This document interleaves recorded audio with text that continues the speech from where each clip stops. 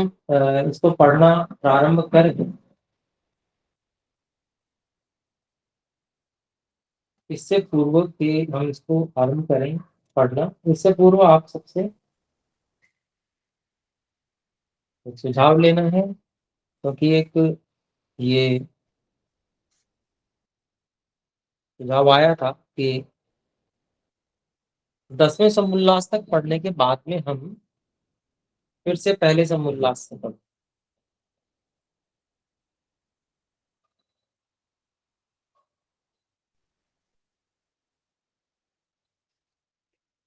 और जो 11वां 12वां 13वां और 14वां समोल्लास है, इसको बाद में फिर देखें या स्वयं देख सकते हैं। तो क्या आपका सुझाव है, बताएं। जी आचार्य जी, हाँ जी आचार्य जी, दोबारा से पढ़ाना चाहिए। एक से शुरू कर दें, क्योंकि मुख्य जो विशेष जो अपने लाभ के लिए है, वो तो 1 से 10 समोल्लास में ही है, और बाकी जो अन्य मत मतांतरों का खंडन है उसके विषय में तो प्राय हम लोग अधिकांश समझते ही हैं। जी आचार्य जी, शुरू से ही ठीक है। चलिए ठीक है, आपने जिन्होंने भी अपने अपने विचार व्यक्त किए, आपका धन्यवाद। और भी जो भी हैं वो अपना संदेश मुझे भेज सकते हैं इस विषय में, जो भी आपका अभिप्राय है उसको। तो आइए आरंभ करते हैं।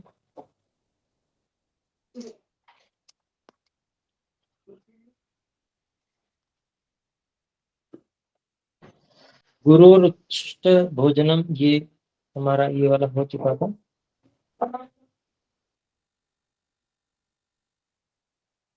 ये प्रश्न हो गया था। इसके बाद में ये प्रश्न है, जो उच्छिष्ट मात्र का निषेध है तो मक्खियों का उच्छिष्ट शहद शहद बछड़े का उच्छिष्ट दूध और एक ग्रास खाने के पश्चात अपना भी उच्छिष्ट होता है, उन्हें उनको भी ना खाना चाहिए। तो इसका उत्तर देते हैं, शहद कथन मात्र ही उच्छिष्ट होता है, परंतु वह बहुत सी औषधियों का सार ग्राह्य। बछड़ा अपनी माँ के बाहर का दूध पीता है, भीतर के दूध को नहीं पी सकता, इसलिए उच्छिष्ट नहीं। परंतु बछड़े के पिए पश्चात जल से उसकी माँ का स्तन धोकर शुद्ध पात्र में धोना चाहिए, और अपना उच्छिष्ट अपने को विकार कारक नहीं होता। देखो, स्वभाव से यह बात सिद्ध है कि किसी का उच्छिष्ट कोई भी न खाए। जैसे अपने मुख, नाक, कान, आंख, पस्त, वही इंद्रियों के मलमूत्र आदि के स्पर्श से घृणा नहीं होती, वैसे किसी दूसरे के मलमूत्र के स्पर्श से होती है। इससे यह सिद्ध होता है कि यह व्यवहार सृष्टि क्रम के विपरीत नहीं है। इसलिए मनुष्य मात्र को उचित है कि किसी का उच्छिष्ट अर्थात जूठा न खाए। तो यहाँ पर जो बातें कही हैं, बाहर का दूध और अंदर का दूध, ये इसका विषय जो लोग ज्ञानी हैं इसके विषय में उनको जानकारी होगी। मैं इतना अधिक इस विषय में नहीं जानता हूँ, तो लेकिन महर्षि जी ने लिखा है तो निश्चित ही उसमें कोई सार बात होगी,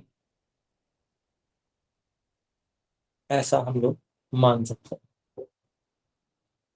और शहद जो है, शहद के विषय में ये कहा है कि ये कथन मात्र ही उच्छिष्ट है। ये जो शहद वाली मक्खी होती है वो बहुत सारी औषधियों से सार भाग को इकट्ठा करती है। उसमें जंगल की, अगर जंगल का शहद है तो जंगल की जितनी औषधियां हैं, प्राय जितने भी पुष्प होते हैं, उन सब पुष्पों से वो एकत्रित करते हैं सार भाग को। तो क्योंकि अब मनुष्य के अतिरिक्त बाकी सब जितने भी प्राणी हैं वो काम मुंह से ही करते हैं अधिकांश में। हाथी नाक से करता है, सूंड से। कुत्ता देखें, कुत्ता भी मुंह से ही पकड़ के लाएगा, कोई भी चीज लाएगा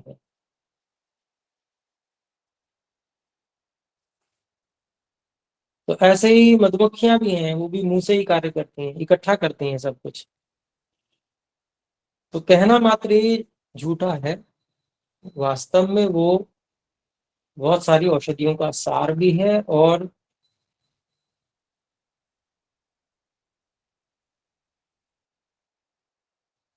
जो पशु होते हैं उनमें बहुत विवेक होता है इस मामले में।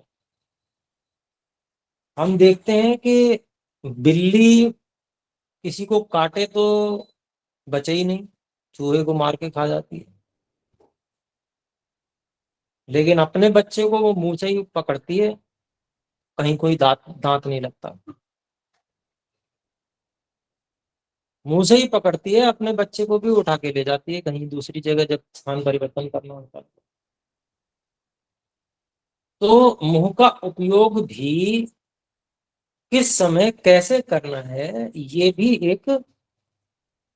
एक स्वाभाविक ईश्वर ने सब जीवों को वो प्रशिक्षण स्वभाव से ही दिया हुआ है।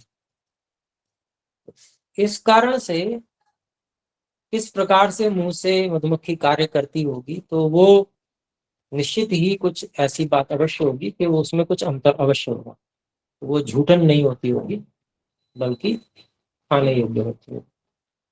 इसको बहुत अधिक गहराई से जानना है तो इसका फिर वैज्ञानिक परीक्षण, मुंह देखना सूक्ष्मदर्शी यंत्र से, और किस प्रकार से उसकी संरचना है, क्या उसकी क्रियाविधि रहती है, उसको देखना पड़ेगा।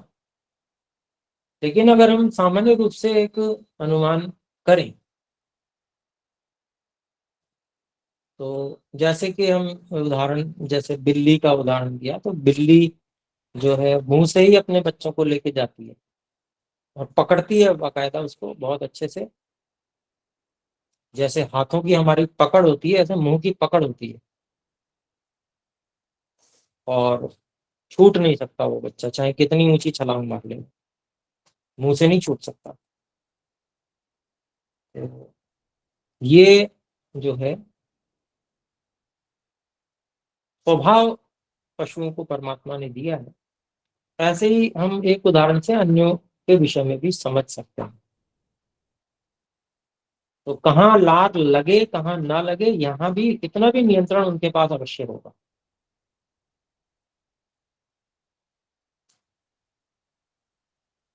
ऐसा कुछ हम अंदाज लगा सकते हैं, बाकी बिल्कुल ठीक ठीक कहना तो कठिन है। अनुमान से विशेष ज्ञान नहीं होता, सामान्य ज्ञान तो हो जाता है। तो ये सब हमारे अभी अनुमान का ही विषय है।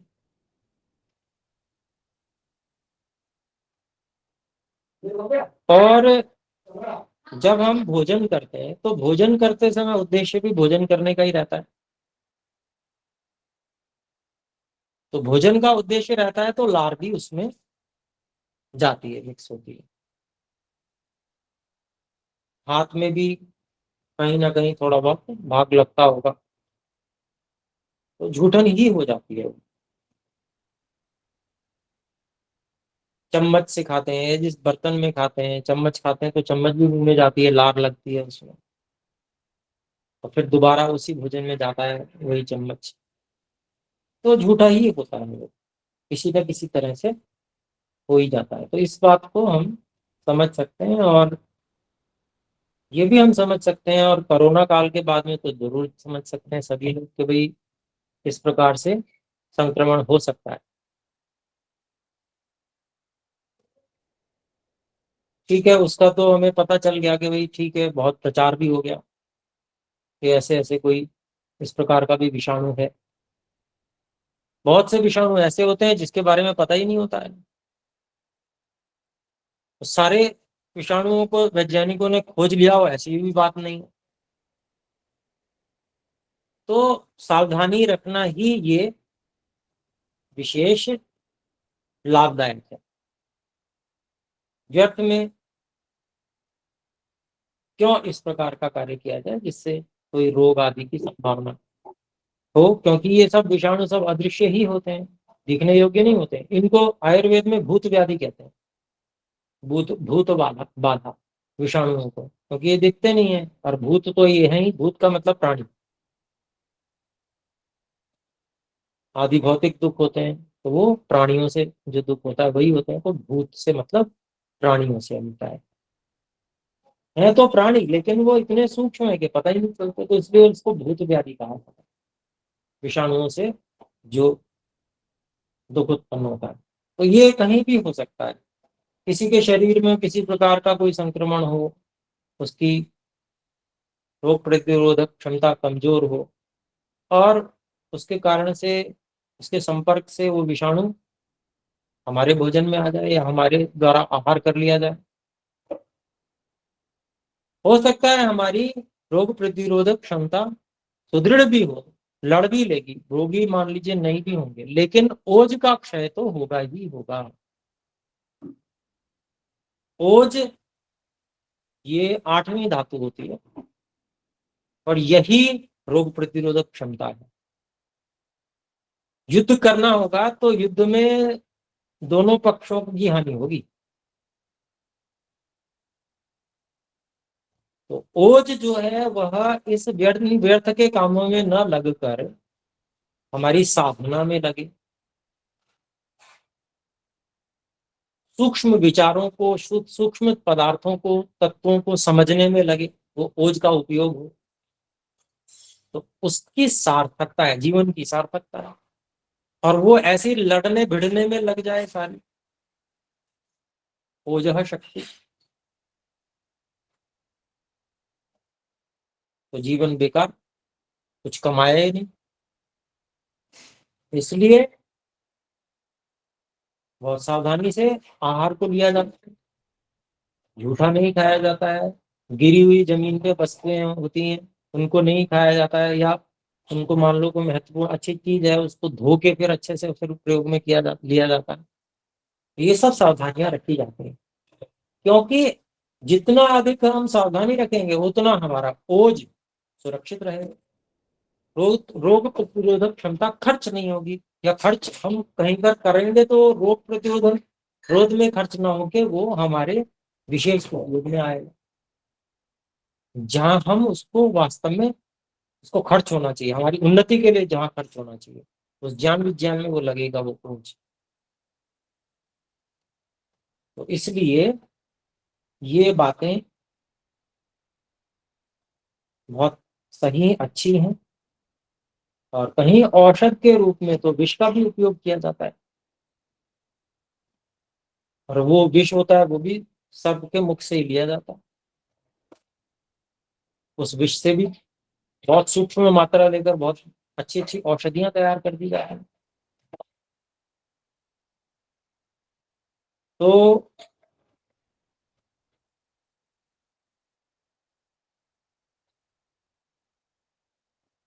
औषध रूप में कोई चीज का, किसी चीज का उपयोग करना है तो उसका उपयोग किया जा सकता है, वहां जीवन रक्षा का प्रश्न होता है, उसको औषध बना दी जाती है, उसकी हानियों को समाप्त करने के लिए उसमें योग अनेक मिलाए जाते हैं।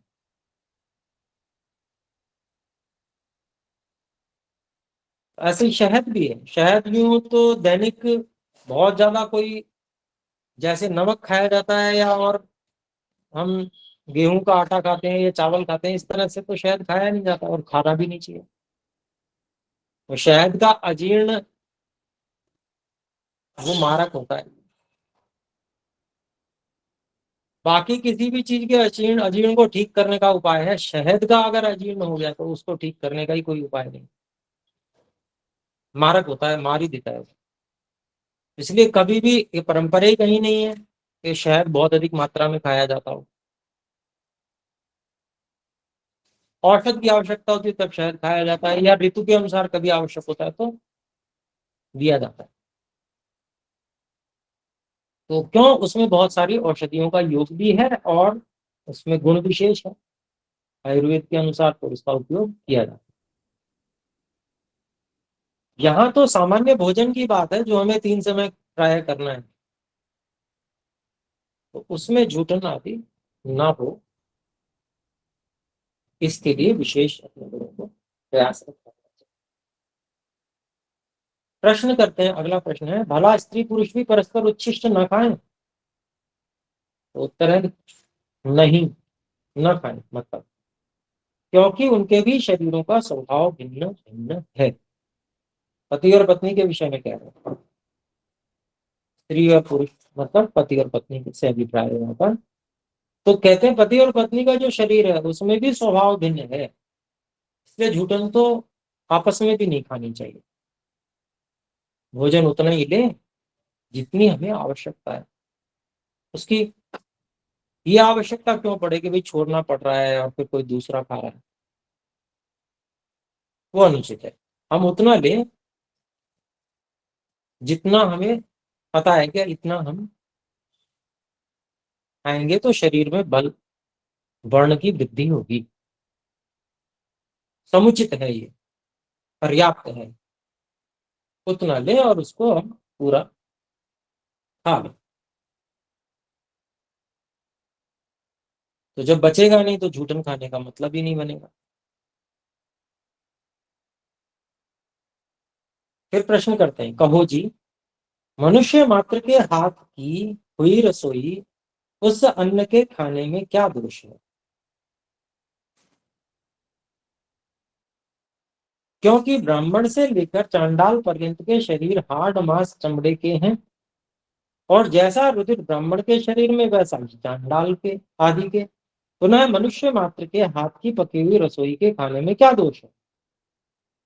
उत्तर देते हैं, दोष है क्योंकि जिन उत्तम पदार्थों के खाने पीने से ब्राह्मण और ब्राह्मणी के शरीर में दुर्गंध आदि दोष रहित रज वीर्य उत्पन्न होता है, वैसा चांडाला और चांडाली के शरीर में नहीं। क्योंकि चांडाल का शरीर दुर्गंध के परमाणुओं से भरा हुआ होता है, वैसा ब्राह्मण वर्णों का नहीं, ब्राह्मण आदि वर्णों का नहीं। इसलिए ब्राह्मण आदि उत्तम वर्णों के हाथ का खाना और चांडाल आदि नीच भंगी चमार आदि का न खाना। भला जब कोई तुमसे पूछेगा कि जैसे जैसा चमड़े का शरीर माता पिता सास बहिन कन्या पुत्र वधू का है, वैसा ही अपनी स्त्री का भी है, तो क्या माता आदि स्त्रियों के साथ भी स्व स्त्री के समान बरतोगे? तब तुमको संकुचित होकर चुप ही रहना पड़ेगा। जैसे उत्तम अन्न हाथ और मुख से खाया जाता है, वैसे दुर्गंध भी खाया जा सकता है, तो क्या मल आदि भी खाओगे? क्या ऐसा भी कोई हो सकता है? प्रश्न पूछ रहे हैं, मतलब नहीं हो सकता।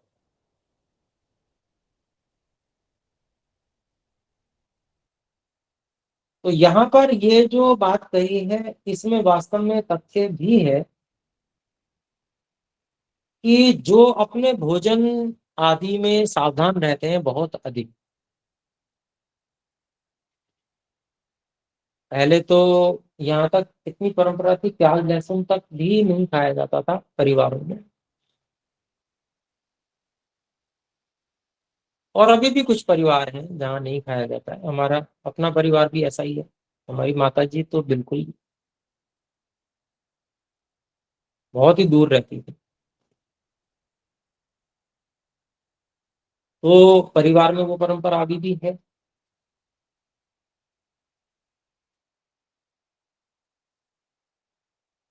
ऐसा जो प्रायः जो अधिकांश जो अपने शुद्ध रहना चाहते हैं और मन को शुद्ध रखना चाहते हैं, तो वो सात्विक अन्न ही लेते हैं। तामसिक जो चीजें हैं उनसे दूर ही रहते हैं। औषध के रूप में भी लेना हो तो उसमें वरीयता जो होती है वो सात्विक चीजों की ही रहती है। जैसे हींग आदि है, औषध के रूप में उसका उपयोग कर लेते हैं, प्याज लहसुन तक नौबत नहीं आती है।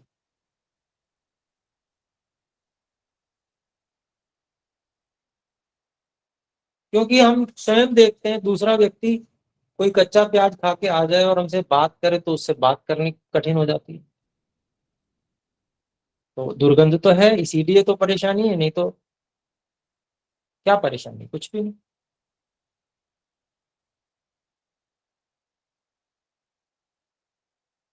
तो दुर्गंध की बात तो है। तो पहले जो, अब आजकल तो वो स्थिति शायद समाज में नहीं रही है, फिर भी कुछ परिवार भी ऐसे हैं जो इन सब बातों का ध्यान रखते हैं। हमारी माता जी बहुत ज्यादा ध्यान रखती हैं इन सब चीजों का, बहुत ही अधिक। तो कभी कभी हमें लगता था ये कुछ ज्यादा हो रहा है, और कुछ ज्यादा कभी कभी हो भी जाता था, लेकिन फिर भी संतुलन रहना चाहिए और सावधान भी रहना चाहिए। किसी को हम कष्ट ना पहुंचाएं, उसको अपने व्यवहार से हम ऐसा उसको अनुभव ना भी कराएं कि भाई तुम ठीक नहीं हो। लेकिन हम स्वयं अपने मन में सावधान रह सकते हैं कि हमें क्या खाना है, क्या नहीं खाना है, कब खाना है, कितना खाना है।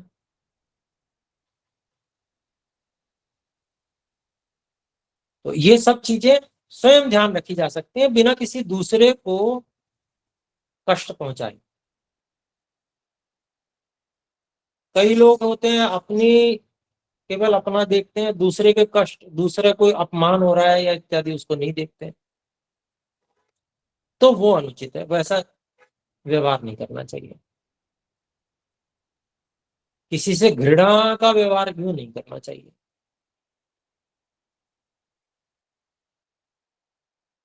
परंतु जो तथ्य है वो तो है।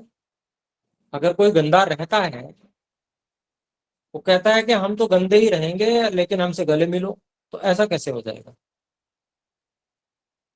हम आपसे गले जरूर मिलेंगे, लेकिन आपको पहले साफ सुथरा करेंगे। आप साफ सुथरे रहें, जैसे हम रहते हैं वैसे ही आप भी रहें, तो आप जरूर हमसे गले मिलें। आप शुद्ध रहें, शुद्ध खान पान हो आपका। उसके लिए हम प्रचार भी करें, अच्छे अच्छे लोग जिससे ज्यादा से ज्यादा संख्या में समाज में हो।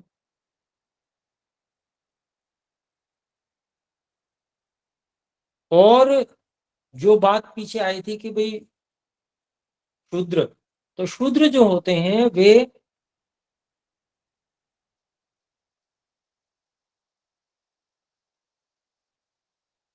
स्वयं तो मान लीजिए, क्योंकि उनको इतनी, उनका ज्ञान नहीं है, तो वो उन सूक्ष्म बातों को नहीं समझ पाते हैं। लेकिन जब वो साथ में रहेंगे मान लीजिए, तो ब्राह्मण उनको निर्देश करते रहेंगे, या ब्राह्मण क्षत्रिय वैश्यों के साथ में जो वो रहेंगे सेवक, तो उनको टोकते रहेंगे, भाई देखो ये साफ करो, तुम ठीक से नहाए नहीं हो, दोबारा नहा लो। या हाथ तुम्हारे ठीक नहीं है, इसको पहले साफ करो, फिर उसके बाद रसोई में जाओ, कोई भी काम करो। तो नजर पड़ती रहती है और कहना सुनना होता रहता है, तो साफ सुथरे रहेंगे। तो अपने निर्देश में, देख रेख में कार्य करवा लेना, ये हो सकता है। फिर कोई भी व्यक्ति हो, उसको वो साफ सुथरा रहे, उसके आहार, क्योंकि वो साथ में रहेगा तो बाहर से तो कुछ खाएगा नहीं, जो बन रहा होगा वही खाएगा, जो रुचिकर होगा वही खाएगा। और हम भी कोई ऐसी चीज थोड़ी खाते हैं जो बिल्कुल बेरस हो, रुचिकर ही खाते हैं। जो रुचि कारक होते हैं ऐसे पदार्थ ही हम लोग खाते हैं, वो भी वैसे ही खाएगा, तो उसका शरीर भी ठीक रहेगा, शुद्ध रहेगा। तो ऐसे लोगों से व्यवहार रखने में कोई परेशानी नहीं है। लेकिन जो स्वतंत्र भी रहना चाहते हैं, गंदगी में भी रहना चाहते हैं, गंदे खान पान भी करना चाहते हैं, हम तो मांस भी खाएंगे फिर भी हमारे साथ आप अच्छा व्यवहार करें। अच्छा, अच्छा व्यवहार तो ठीक है, अच्छा व्यवहार तो करना ही चाहिए सबके साथ, लेकिन खान पान भी हमारे साथ रखो, हमारे घर में आ जाओ, हमारे साथ खाओ पियो। तो भाई ये उचित नहीं। पहले आप भी शुद्ध हो जाओ, समकक्ष हो जाओ, साफ सुथरे रहो। मांस अंडा, गंदे जो आहार है उनको खाना बंद कर दो।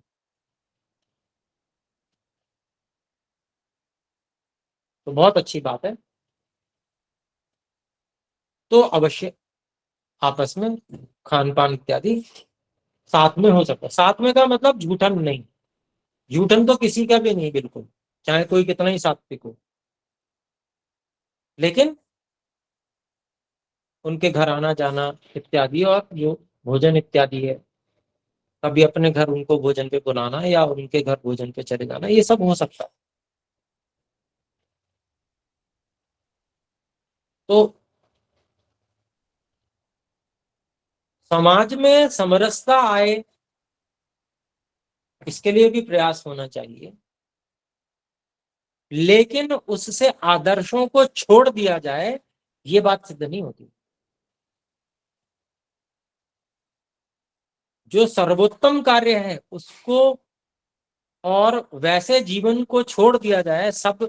मान लीजिए कुछ लोगों ने जिद पकड़ी हुई है कि नहीं, हम तो जो है गंदे ही रहेंगे, और समरसता समाज में स्थापित करनी है, तो आप भी हमारे साथ हमारे जैसे ही हो जाओ, तो ये अनुचित बात है।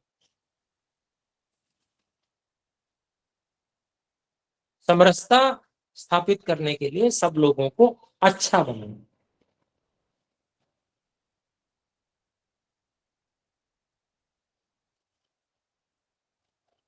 अब हम उदाहरण लें, लोग कहते हैं कि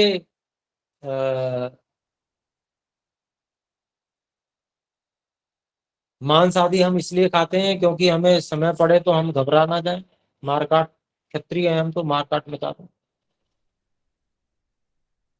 तो कौन सा श्री राम जी या महाराणा प्रताप जो है ये मांस खाया करते थे, या शिवाजी मांस खाया करते थे? सारे शाकाहारी थे, शुद्ध सात्विक लोग थे, श्री राम जी, श्री कृष्ण जी। सात्विक आहार होता था इनका बिल्कुल, लेकिन मारकाट में कहीं पीछे नहीं रहते थे, जहां करनी पड़े वहां मारकाट भी करते थे, दुष्टों को दंड देना, रुलाना, ये काम था उनका। तो मांस खाने से ही कोई व्यक्ति बलवान होगा या वो दुष्टों का संहार कर पाएगा, ऐसा बिल्कुल भी नहीं है, ये गलत धारणा है। सात्विक आहार लेकर जो सात्विक बुद्धि से सात्विक निर्णय करने की क्षमता रहेगी, वो व्यक्ति सही और गलत का सही निर्णय ले पाएगा, और जहां आवश्यकता हुई, क्षत्रिय है तो वो दुष्टों का संहार भी करेगा। ये बात हृदय को बलवान करने की है, और हृदय संकल्पों से बलवान हुआ करता है, आत्मविश्वास से, आत्मबल से बलवान हुआ करता है।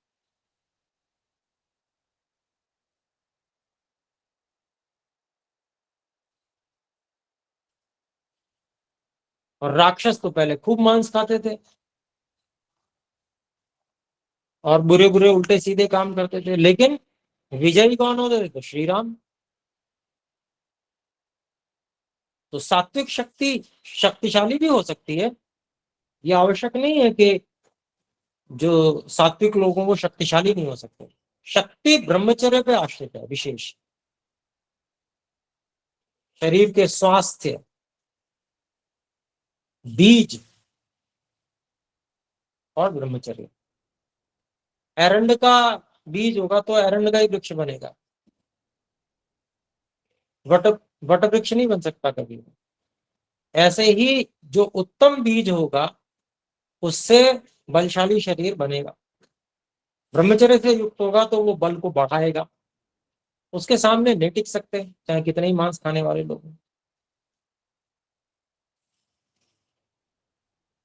तो ऐसे ही सब लोगों का निर्माण, जितेंद्रिय लोगों का निर्माण हो, तो वो तभी हो सकता है जब परंपराएं शुद्ध रहें।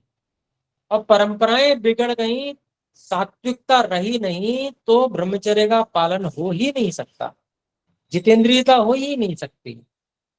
उल्टे सीधे खान पान से जो प्राण बनता है वो व्यक्ति को सात्विक रहने ही नहीं देगा।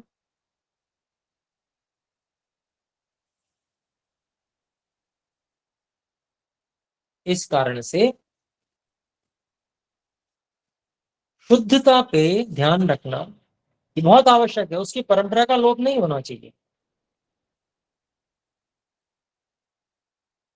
और जो लोग गंदे रहते हैं उनके लिए ऐसा ऐसे शब्दों का चांडाल, नीच, भंगी, चमार, ये जो लोग गंदे रहते हैं, गंदे खान पान जिनके हैं, उनके लिए ये शब्द लिखे गए हैं। ये किसी के ऊपर चिपका हुआ नाम नहीं है कि नहीं ये लोग ये हैं, इसके खानदान के लोग हैं, ये तो इनका ये नाम है, ऐसा कुछ भी नहीं है।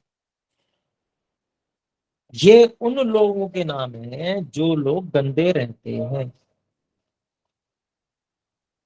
जो सिखाने पर भी साफ सुथरे नहीं रहते, ना उसका महत्व समझते। फिर जो ऐसे रहेंगे फिर उनसे व्यवहार कैसे होगा? सामान्य व्यवहार तो हो सकता है, ठीक है आप मजदूरी करते हो, मजदूरी करो और अपनी मजदूरी लो, पर इस प्रकार की बात सोचना कि हम तो गंदे भी रहेंगे और हमारे साथ आप खान पान भी करो, तो ये गलत है, ये अनुचित है।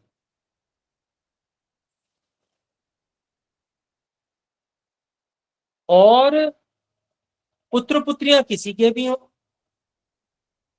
गुरुकुल में शिक्षा सबको समान रूप से दी जाती है, वैसी व्यवस्था होनी चाहिए।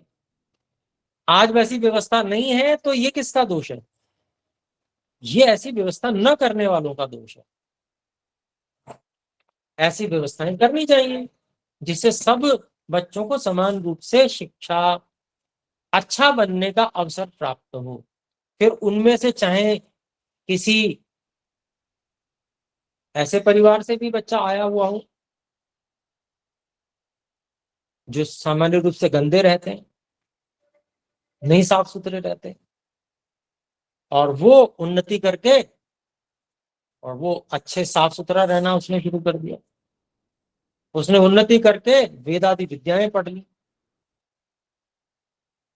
तो वह व्यक्ति भी ब्राह्मण बन सकता है, वह बच्चा भी ब्राह्मण बन सकता है। ये व्यवस्था वैदिक व्यवस्था है और ऐसा होना भी चाहिए। फिर जो लोग ये शिकायत करते हैं कि भाई ब्राह्मणों को तो इतने अधिकार हैं और शूद्रों को नहीं है, तो उनकी शिकायत शिकायत जो है वो बिल्कुल गलत है, क्योंकि ब्राह्मण तो बना वो अपनी मेहनत से, वो भी तो शूद्र के घर से ही आया था, उसने परिश्रम किया, उसने बुद्धि लगाई, उसने चाहा कि मैं सर्वोत्कृष्ट बन जाऊं, इसलिए वो बना। अब वो ब्राह्मण बन गया है तो आप उसकी थोड़ी खिलाफत कर सकते हैं, उसके विरोध में थोड़ी जा सकते हैं, वो बन गया ब्राह्मण। गुरुकुल में जितना समय वो रहा उसने तप किया, शरीर को तपाकर उसने उत्तम बना दिया। कोई भी दुर्गंधी आदि के परमाणु या जो भी चीजें हैं वो कितने दिन तक शरीर में रहेंगी? जब किसी को सात्विक वातावरण और आहार में रखा जाए तो कुछ समय बाद तो सारा शरीर बदल जाता है, क्योंकि शरीर में विनाश और सृजन की प्रक्रिया निरंतर चल रही है। तो जब हमने किसी को सात्विक आहार, सात्विक वातावरण दे दिया तो उसके बाद में कुछ समय बाद तो सारा शरीर ही परिवर्तित हो जाएगा, हर कोशिका परिवर्तित हो जाएगी। और कम से कम 16 वर्ष तक तो बच्चा गुरुकुल में रहता है, इतने में तो उसका 2 या 3 बार शरीर बदल जाएगा, कम से कम 2-3 बार, ज्यादा बार भी हो सकता है।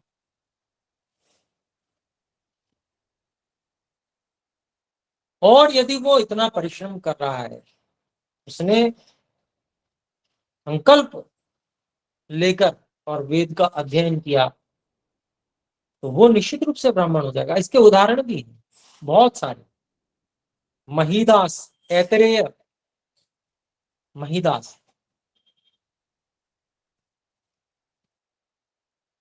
ऐतरेय ब्राह्मण लिखने वाले महर्षि, वेद का व्याख्यान ग्रंथ है।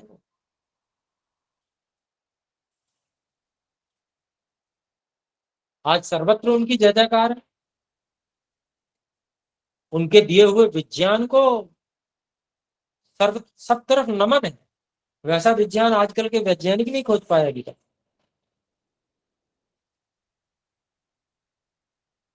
ऐसे बहुत सारे उदाहरण हैं जिन्होंने अपने जीवन को परिवर्तित किया।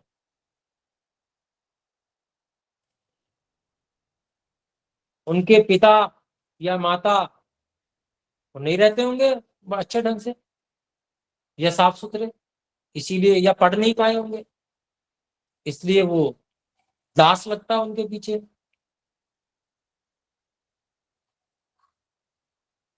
शर्मा, वर्मा या गुप्ता ये नहीं लगता, लेकिन उनकी संतान को अवसर मिला गुरुकुल में पढ़ने का, उसने वेदों का अध्ययन किया, वो कहीं से कहीं पहुंच गए, ब्राह्मण से भी ऊंचे स्तर पे, ऋषि के स्तर पे पहुंच गए, ब्राह्मणत्व के सर्वोच्च स्तर पे। तो वैदिक व्यवस्था में इस प्रकार की कोई शिकायत नहीं है, ना कोई कर सकता कि हमारे दादा परदादा को तो ऐसे मारा गया, वैसे किया गया, ऐसे उनको अपमान किया गया, इत्यादि इत्यादि। वैदिक व्यवस्था आ जाए तो आज ये सारी शिकायतें ही कोई करने के लिए योग्य नहीं होगा, कोई आरक्षण की आवश्यकता नहीं। और ईश्वर की व्यवस्था है ना, जिसने अन्याय किया ईश्वर तो उसको उसी परिवार में पैदा कर दे जिसमें जिसपे उसने अन्याय किया, झेलो अन्याय।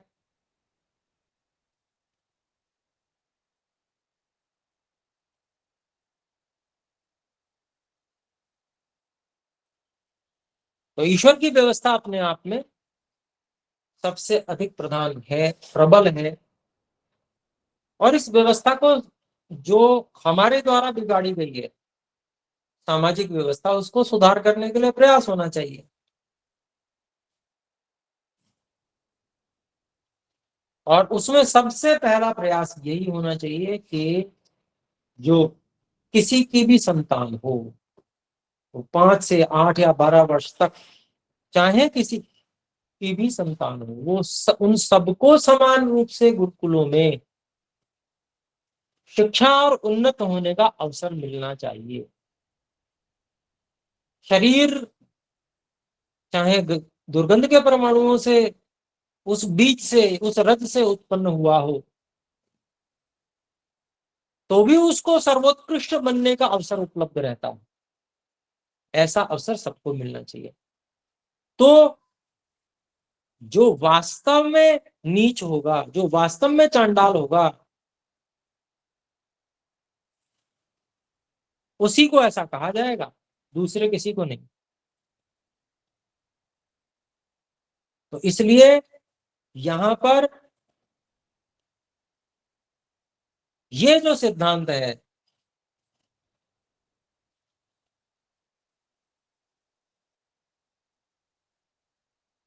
कि सब एक साथ बैठकर खावें और एक दूसरे का खावें, ये सिद्धांत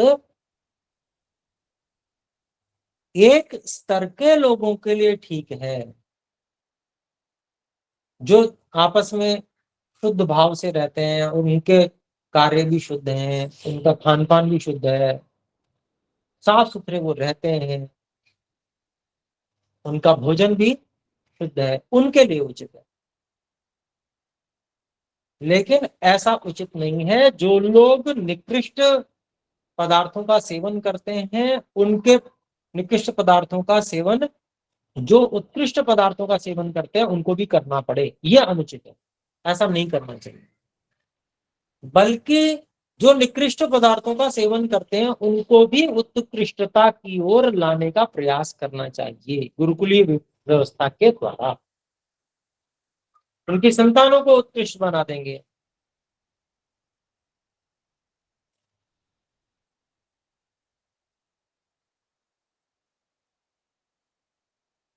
तो हमेशा तो कोई रहता नहीं है, जीवन तो सीमित है। अगर कोई बुरा है तो अपनी बुराई साथ ले जाएगा।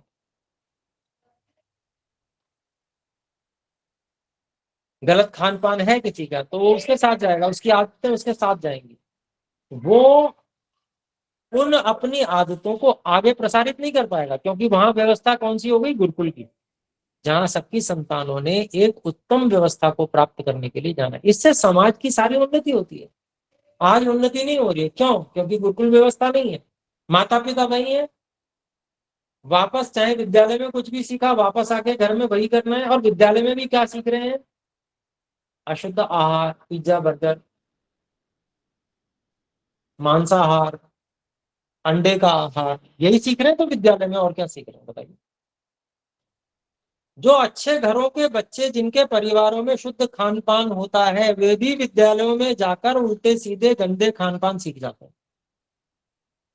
बिगाड़ के अतिरिक्त और क्या हो रहा है आज समाज में, देख लीजिए आप।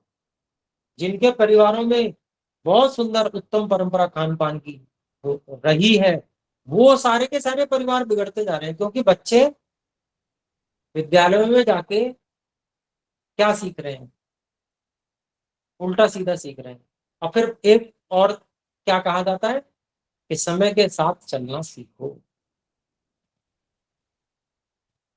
ये और बात कह दी जाती है।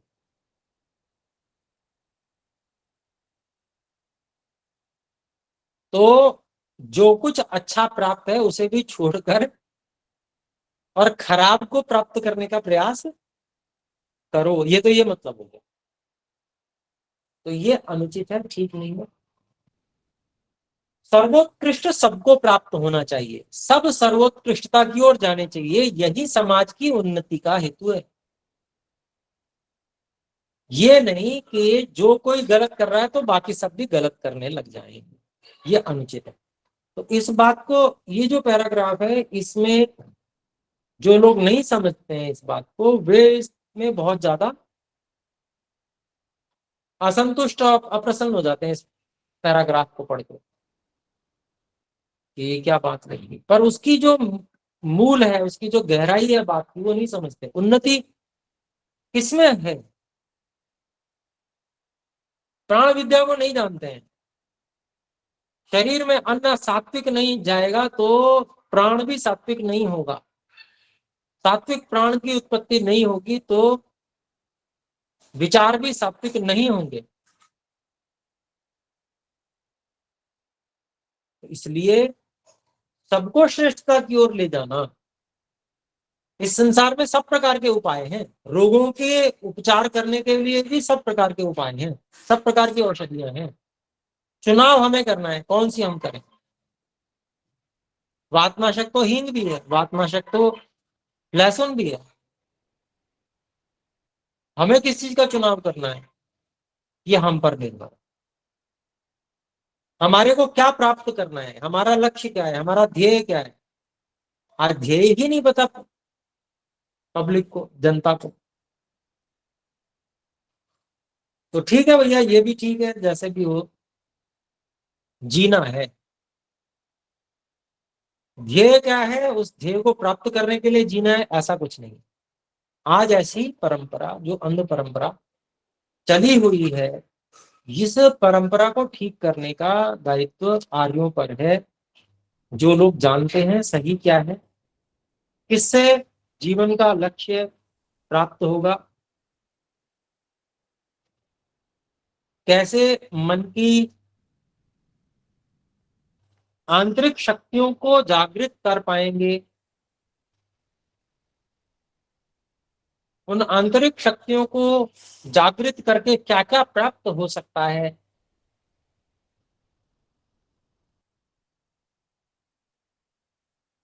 जिसका प्रचार हो तो लोगों को लगेगा कि हाँ,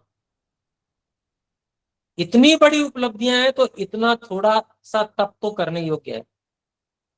ये विचार के ये खाएं या ये ना खाएं, ये विचार करने योग्य है।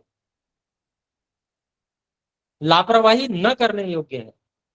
तब सबको ये पता चलेगा और अनुभव होगा, तो लोग जो है उतने स्तर पर तप भी करेंगे। नहीं तो तप करने में तो परिश्रम है ना, अधिक ज्ञान करना पड़ेगा हमें। अधिक ज्ञान होगा तो उसके अनुसार अनुसरण भी अधिक करना पड़ेगा, नियम अधिक लग जाएंगे जीवन में। लापरवाही नहीं कर सकते।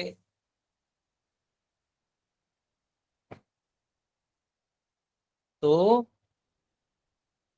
कौन सा जीवन अच्छा है? लापरवाही करने की जिसमें छूट हो या जिसमें तप अधिक हो। तो यदि ऊंचा लक्ष्य है, यदि कुछ प्राप्त करना चाहते हैं, मन की आंतरिक शक्तियों को जगाकर और कुछ विशेष प्राप्त करना चाहते हैं जीवन में, तो उसके लिए तो तप करना ही होगा। सात्विकता की आवश्यकता है ही है। और उसको भुला दिया, वेद ज्ञान को भुला दिया, पाश्चात्यता में अपने जीवन को समर्पित कर दिया, जिस बहाव में बह रहे हैं बहते ही चले जा रहे हैं, बहते ही चले जा रहे हैं, तो फिर क्या आवश्यकता है? फिर तो जैसे चल रहा है चल रहा है। तो ये चीज, ये जो पद्धति है, जीवन शैली है, ये मरने ना पावे, कम से कम कुछ लोगों में तो जीवित रहे। इसके लिए प्रयासरत रहना चाहिए। और सर्वोत्कृष्टता की ओर बढ़ने के लिए स्वयं को सात्विक आहार विहार से, विचार आचरण से बनाने का प्रयास करते रहना चाहिए। और उसमें ठीक है, अपने को ये देखना है कि भी ठीक है, जिस समाज में रह रहे हैं कुछ लोग ना समझे, नहीं समझते, वो जो है हमारे व्यवहार से आहत ना हो। हम तो अपने अनुसार व्यवहार कर रहे हैं, हमने अपनी सात्विकता के लिए प्रयास करना है, लेकिन हम किसी दूसरे को घृणा की दृष्टि से ना देखें, या हम उससे घृणा वाला व्यवहार ना करें। ठीक है, हम उससे व्यवहार नहीं कर रहे हैं, या उससे हम खान पान नहीं कर रहे हैं, तो हमने उसको घृणा के शब्द भी नहीं बोलने।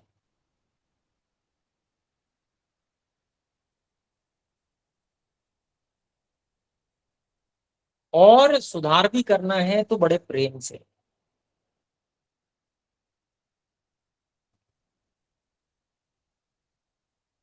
पहले उसके मन को तैयार करें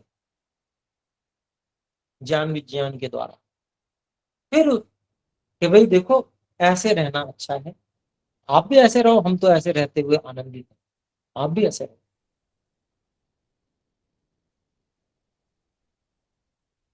घृणा के शब्द बोलकर किसी का सुधार नहीं किया जा सकता, ये तो सुनिश्चित बात है। विरोधी तो बनाया जा सकता है, अपने शत्रु तो खड़े किए जा सकते हैं।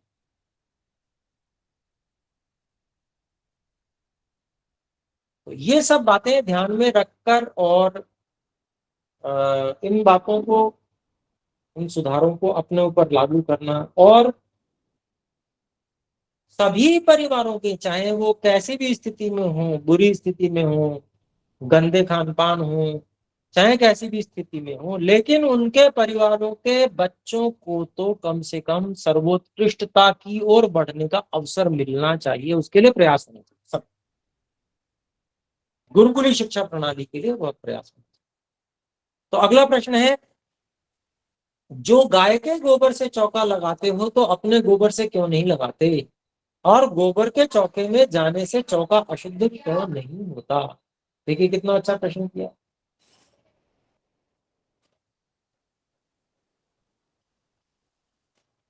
उत्तर, गाय के गोबर से वैसा दुर्गंध नहीं होता जैसा कि मनुष्य के मल से।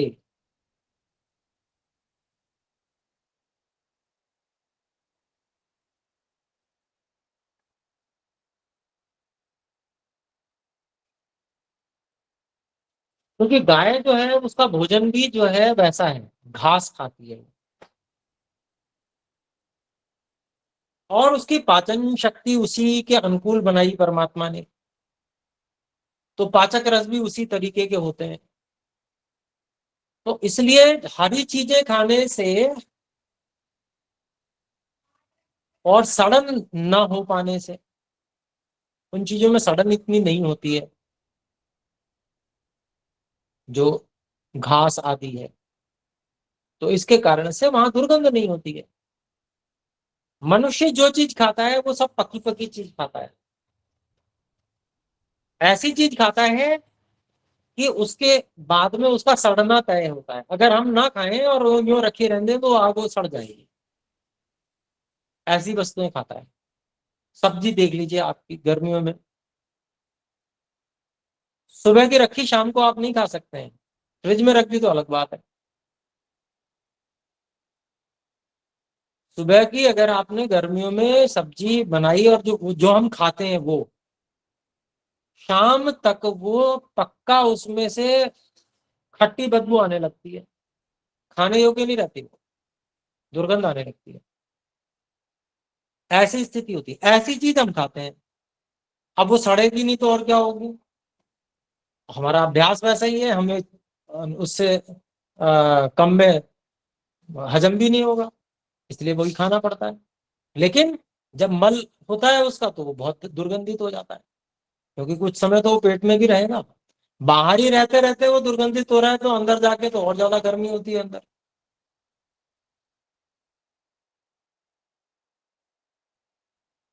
तो उस कारण से इसमें दुर्गंध अधिक होती है। हमारे आहार की शैली और गाय के आहार की शैली अलग है, उसके पाचन तंत्र अलग है, हमारा पाचन तंत्र भी थोड़ा अलग है, उसके अभ्यास अलग है, हमारे अभ्यास अलग है। तो गाय के गोबर में वो दुर्गंध नहीं होती जितनी जैसी हमारे मल में होती है। तो इस बात को कहा गाय के गोबर में वैसा दुर्गंध नहीं होता है जैसा कि मनुष्य के मल से। यह चिकना होने से शीघ्र ही नहीं उखड़ता, न कपड़ा बिगड़ता न मलिन होता।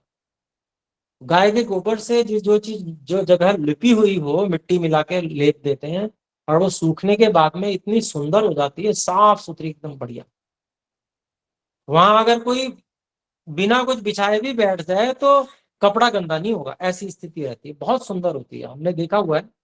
आजकल तो सब जगह शहरों में सब जो है संगमरमर के इत्यादि इस तरह के फर्श वगैरह, टाइलें और वगैरह ये लगाते हैं, लेकिन गाँव में अब भी इस प्रकार से जो है सुंदर करके और बहुत अच्छा वो स्वास्थ्यवर्धक भी होता है। उस पर आप नंगे पैर चलते रहिए, और ये जो फर्श है सर्दियों में इस पर नंगे पैर चलेंगे बड़ा ठंडा लगेगा, वो ठंडा ही नहीं लगता। गोबर से और मिट्टी से लिपा हुआ फर्श बिल्कुल ठंडा नहीं लगता, बहुत अच्छा लगता है उस पर आप चलेंगे तो। चप्पल पहनने की कोई आवश्यकता नहीं है वहां पे। तो हमारी जो भारतीय पद्धति जीवन शैली थी उसमें स्वाभाविक रूप से भूमि से जुड़े रहने का गुण था, और भूमि से जुड़े रहने के कारण से स्वस्थ रहते थे सभी। और इस बात को आज के लोग रोग निवारण के लिए प्रयोग कर रहे हैं, अर्थिंग करके। क्योंकि भूमि से इस समय शहरी लोगों का तो संबंध बिल्कुल कट गया है। मिट्टी जरा सी लग जाएगी ना तो ऐसे किलसेंगे कि कैसे लग गई ये मिट्टी, गंदा हो गया। शहर में ऐसे ही है, बच्चों को वैसी ट्रेनिंग मिली हुई है, बचपन से वैसे ही सिखा दिया जाता है, वैसे ही बन जाते हैं बच्चे। तो इस कारण से भूमि से संबंध समाप्त हो गया, और इसलिए इस कारण से रोग हो रहे हैं, विचित्र विचित्र रोग हो रहे हैं अलग अलग प्रकार के। और उनको दूर करने के लिए लोग आर्थिंग थेरेपी को अपना रहे हैं। तो जब ग्रामीण जो हमारी संस्कृति सभ्यता थी उसमें भूमि से संपर्क हमेशा बना रहता था, और भूमि को इस प्रकार का बना लिया था गोबर आदि जो गौ का है उससे लेप करके कि वो बिल्कुल अनुकूल हो जाती थी, और बिल्कुल चिकना न फटने वाला वस्त्र, बिल्कुल सफेद वस्त्र पहन के भी उसमें बैठ जाए वो भी गंदा नहीं हो। इतना ऐसा चिकना हो जाता है। जैसा मिट्टी से मैल चढ़ता है वैसा सूखे गोबर से नहीं होता। मिट्टी गोबर से जिस स्थान को का लेपन करते हैं वह देखने में अति सुंदर होता है, और जहां रसोई बनती है वहां भोजन आदि के घी, मिष्ट और उच्छिष्ट भी गिरता है। उससे मक्खी, कीड़ी आदि बहुत से जीव मलिन स्थान में रहने से आते हैं। स्थान मलिन रहता है तो फिर ये मिट्टी, ये सब कीड़े आते हैं, लेकिन गोबर से लिपी जगह होती है वो सब सोख लेती है। तो वहां पर गंदगी रहती ही नहीं है। यूं करके झाड़ू मार दिया, साफ।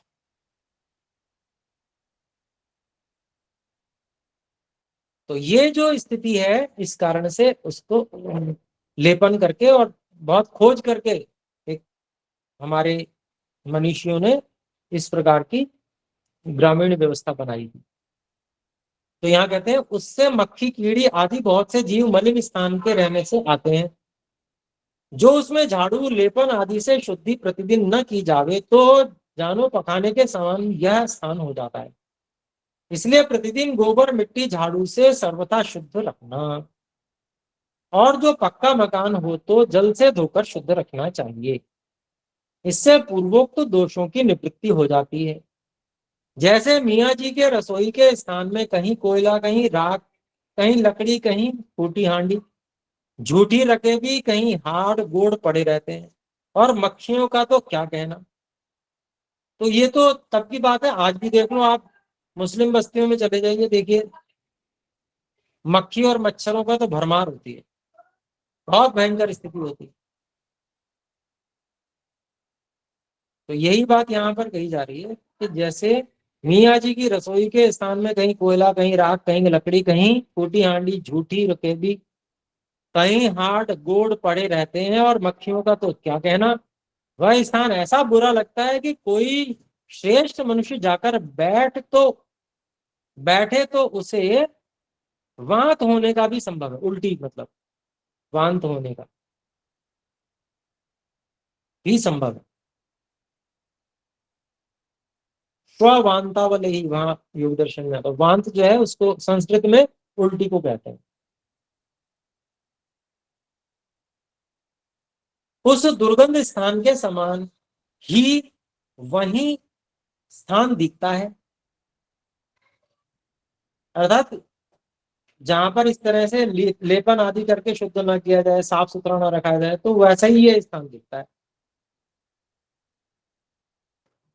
भला जो कोई इनसे पूछे कि यदि गोबर से चौका लगाने में तुम दोष गिनते हो, परंतु चूल्हे में कंडे जलाने, उसकी आग से तमाकू पीने और घर की भीति पर लेपन आदि करने में मियाँ जी का भी चौका भ्रष्ट हो जाता होगा, इसमें क्या संदेह है।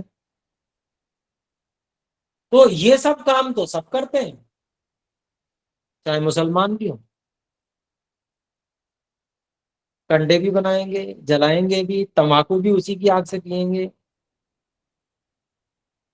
और पहले तो परंपरा थी, आजकल तो पक्के मकान हो गए हैं, पहले मुसलमान भी गोबर से ही लेपा करते थे घर की दीवारों को। तो आजकल बड़ी नफरत करने लगे, क्योंकि विकल्प दूसरे और मिल गए हैं, पत्थर लगा लो, टाइल लगा लो, ये सब।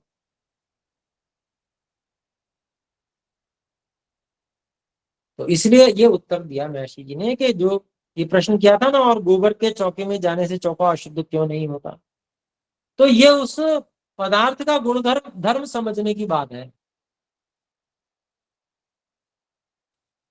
केवल गाय की ही गोबर से क्यों शोधन किया जाता है, कुछ विशेषता है, परमात्मा ने कुछ विशेषता रखी है उसमें, उनके पाचन संस्थान में विशेष विशेषता रखी है। गोरोचन होता है, गाय का पित्त, पित्त की थैली में से निकलता है गाय की जब मृत्यु हो जाती है उसके बाद में। बहुत बढ़िया औषधि है, आयुर्वेद में बहुत उपयोग होता है। वो गाय का पित्त होता है, गोरोचन कहते हैं, औषध के रूप में प्रयोग होता है। तो जो गाय खाती है वो क्या है, घास है, हरा खाती है अधिकांश में, या सूखा भी खाती है, मान लीजिए वो भी हरे से ही होता है, चारा भूसा आदि। तो वो सब जो है उसके पाचन संस्थान पित्त आदि उसमें मिलता है, वही तो है, उसमें सड़न थोड़ी होती है, वो सड़न नहीं होती, वो सामान्य जो गंध भी आती है गोबर में से, वो गंध भी सड़न की नहीं होती है, बल्कि उसके पित्त की ही होती है। जो इतना अच्छा औषध जिसका उपयोग आयुर्वेद में किया जाता है, वो गोबर में फ्री में मिलता है, और उससे लीपने से शरीर से उसका संपर्क हो जाता है। आयुर्वेद में कितनी ऐसी औषधियां हमको मिलती हैं जिसका प्रभाव अचिंत्य है, ऐसा प्रभाव करती है, माथे पे एक औषध है, उसको लपेट देने से बुखार उतर जाता है, ऐसा मैंने कहीं पढ़ा था। कितनी चीजें ऐसी हैं। एक विशेष प्रकार की हरितकी होती है, उसको मुट्ठी में बंद कर लीजिए, उसी से प्रेशर आ जाता है। ऐसी भी हरितकी होती है, ऐसा भाव प्रकाश निघंटू में लिखा है, ऐसी भी हरितकी का वृक्ष होता है, उस वृक्ष के नीचे से गुजर जाए व्यक्ति को हाजत हो जाए, प्रेशर हो जाएगा। कैसा प्रभाव है ये आयुर्वेदिक औषधियों का।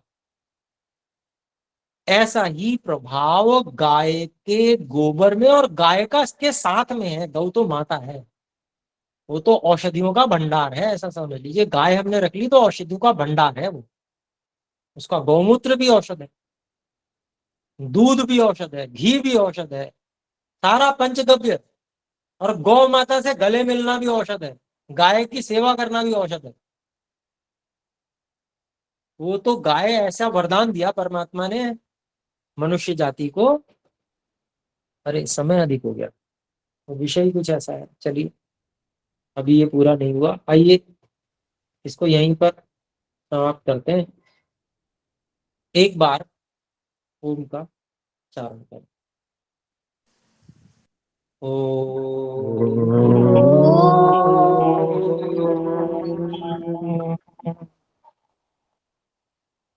सभी को सादर नमस्ते।